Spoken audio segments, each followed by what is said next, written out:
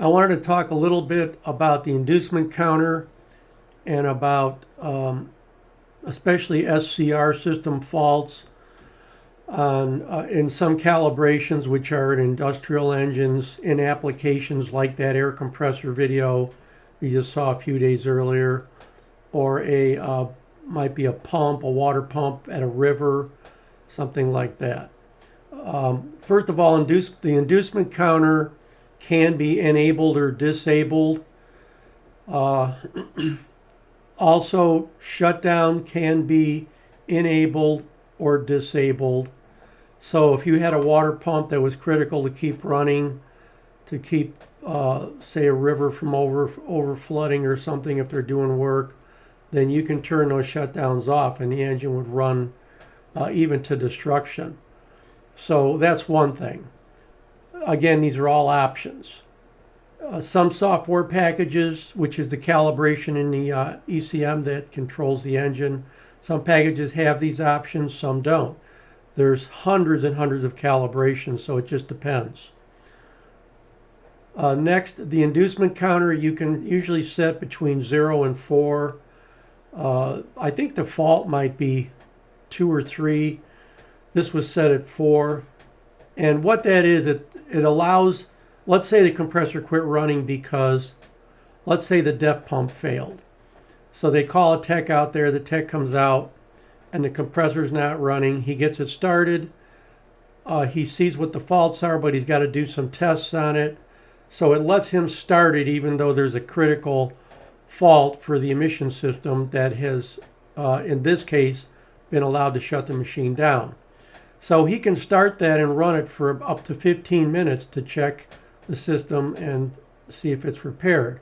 It's going to take at least 5 or 10 minutes for the DEF system to prime up, temperatures to come up to where it starts to work, and it's going to see that the SCR system is working and NOx is being reduced. So that's one thing.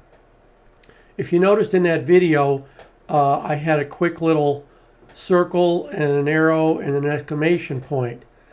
That was because even though we were done at that point with the compressor and it was running, it still had an active fault. And that fault was for the SCR system for inefficiency and or unable to control NOx. So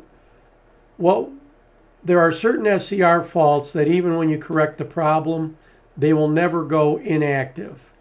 And you can force them inactive when you just clear all inactive faults. The system or Insight, and I assume other softwares too, will take that active fault and they will make it go away, if you will.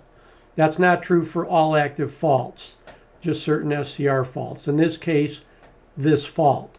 So when we were all done running, the last thing we did that you didn't see is we hooked Insight back up and we went in and looked, and sure enough, there's active SCR faults. We cleared those faults. Then we ran the machine, we opened a data logger and looked to see if the NOx was coming down, if we had DEF pressure. All those things were where they needed to be. We did have DEF pressure, we did show NOx reduction, and that light was off. So that was the complete fix that we didn't show in the last video. Without some kind of software, you wouldn't have been able to drive that fault inactive, and the machine may have continued to shut down after a timeout, and then if you restarted it, you would run your inducements back up. So you've got to get the problem corrected, and you've got to get the faults completely erased, and then you've got to run it long enough to make sure no faults return, and then you've got a job well done and correctly done, so the customer is not going to have any more problems. Thanks for joining me. See you next time on Engine Shop Joe.